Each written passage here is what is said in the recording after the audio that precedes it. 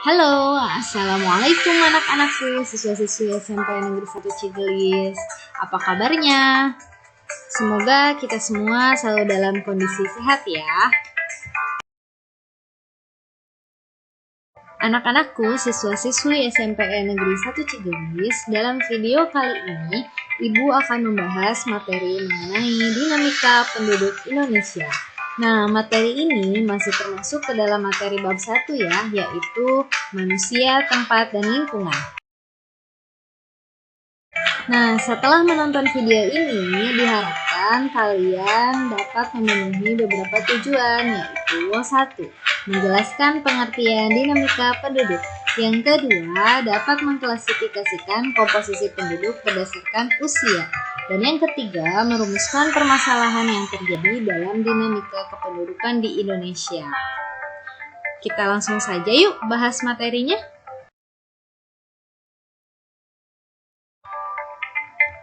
Indonesia adalah negara kepulauan yang memiliki potensi sumber daya manusia yang sangat besar. Tidak heran karena jumlah penduduk Indonesia mencapai 268 juta jiwa. Nah, jumlah penduduk tersebut merupakan hasil dari dinamika penduduk. Ada yang tahu dinamika penduduk itu apa? Nah, dinamika penduduk adalah perubahan jumlah penduduk pada suatu wilayah yang disebabkan oleh 3 faktor, yaitu kelahiran atau disebut juga natalitas, kematian disebut juga mortalitas, dan perpindahan atau migrasi. Kita akan membahas mengenai dinamika penduduk satu-satu ya, mulai dari jumlah penduduk. Jumlah penduduk Indonesia berada pada urutan keempat di dunia. Nomor satunya ada Cina dengan jumlah penduduk 1,4 miliar jiwa. Urutan kedua ada India dengan jumlah penduduk sebesar 1,3 miliar juta jiwa. Dan yang keempat ada Amerika Serikat dengan jumlah penduduk sebesar 333 juta jiwa. Dan Indonesia dengan jumlah penduduk 268 juta jiwa pada urutan keempat. Itu adalah jumlah penduduk Indonesia bila dibandingkan dengan dunia. Tapi bila dibandingkan dengan negara-negara di Asia Tenggara, Indonesia berada pada urutan pertama.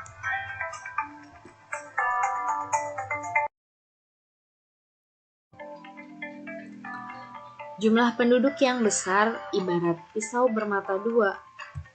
Maksudnya adalah dia bisa menjadi keuntungan bagi Indonesia dengan jumlah penduduk usia produktif yang melimpah. Tetapi bisa menjadi kerugian bila jumlah penduduk yang besar itu memiliki kualitas yang rendah. Kualitas penduduk dapat dilihat dari pendidikan, kesehatan, dan tingkat kesejahteraan. Jadi yang bagus itu jumlah penduduk besar dan berkualitas, atau jumlah penduduk yang besar dan memiliki kualitas yang tinggi. Yang kedua adalah persebaran penduduk. Persebaran penduduk atau distribusi adalah bentuk penyebaran penduduk di suatu wilayah atau negara. Nah, perhatikan peta kepadatan penduduk di Indonesia tahun 2013 ini. Dari peta kepadatan penduduk Indonesia ini terlihat bahwa persebaran penduduk di Indonesia masih belum merata. Beberapa daerah di Indonesia penduduknya masih sedikit atau disebut sebagai underpopulation. Terlihat dari warna kuning ya, ada Kalimantan dan Pulau Papua. Nah, untuk Pulau Papua, kepadatan penduduknya hanya 4 jiwa per kilometer persegi. Sementara Pulau Jawa yang berwarna merah ini memiliki kepadatan penduduk mencapai 945 jiwa per kilometer persegi. Sungguh angka yang terlampau jauh ya antara Papua dan Pulau Jawa. Padahal bila dilihat dari luas Pulau Papua memiliki luas yang jauh lebih besar dibandingkan Pulau Jawa. Tapi ternyata jumlah penduduknya jauh lebih banyak Pulau Jawa. Ini adalah peta Pulau Jawa. Apa sih yang menyebabkan kepadatan penduduk di Pulau Jawa tinggi?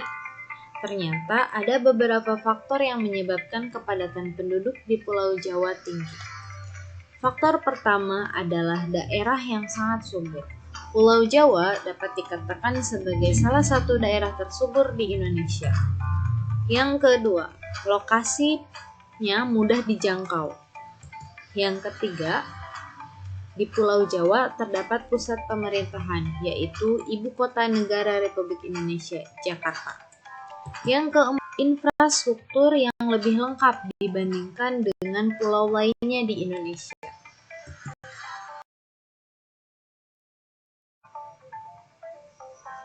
Nah, kondisi persebaran penduduk yang tidak merata merupakan sebuah permasalahan bagi pelaksanaan pembangunan. Karena itu, perlu dilakukan upaya pemerataan penduduk yang seimbang sehingga seluruh potensi bangsa Indonesia dapat dikembangkan secara optimal. Bagaimana caranya ya? Salah satu cara untuk memeratakan jumlah penduduk di Indonesia adalah dengan perpindahan penduduk dari daerah yang padat ke daerah yang jarang penduduknya, atau disebut juga transmigrasi. Perhatikan peta ini. Ini adalah peta transmigrasi Indonesia. Warna kuning menunjukkan daerah asal, sementara titik warna hitam menunjukkan daerah tujuan transmigrasi. Dapat terlihat bahwa daerah asal transmigrasi adalah Pulau Jawa.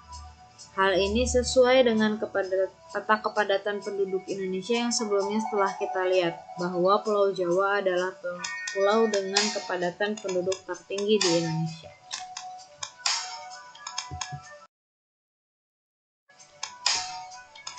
Yang ketiga, kita akan bahas tentang komposisi penduduk.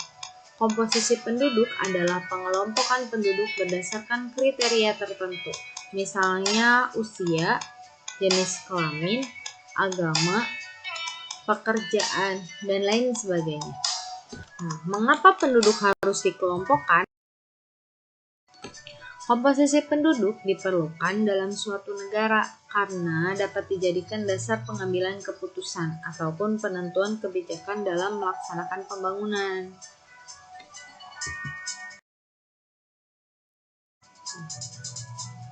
Komposisi penduduk berdasarkan usia terdapat 3 kriteria. Yang pertama, usia 0-14 tahun disebut sebagai usia belum produktif. Usia 15-64 tahun atau disebut juga usia produktif. Nah, sementara usia di atas 64 tahun merupakan usia tidak produktif.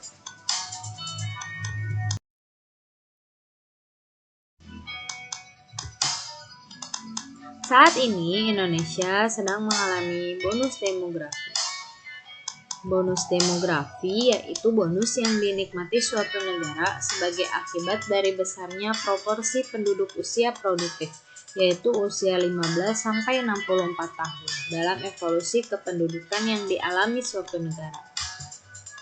Bonus demografi terjadi karena Indonesia berhasil dalam program keluarga berencana.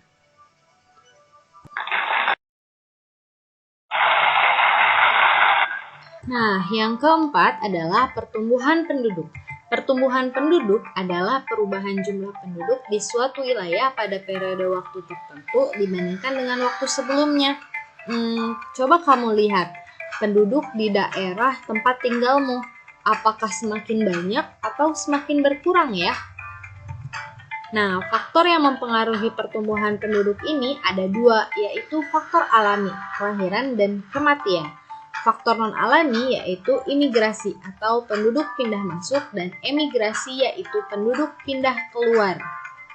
Nah, daerah kamu lebih banyak orang yang pindah masuk atau orang yang pindah keluar kota ya?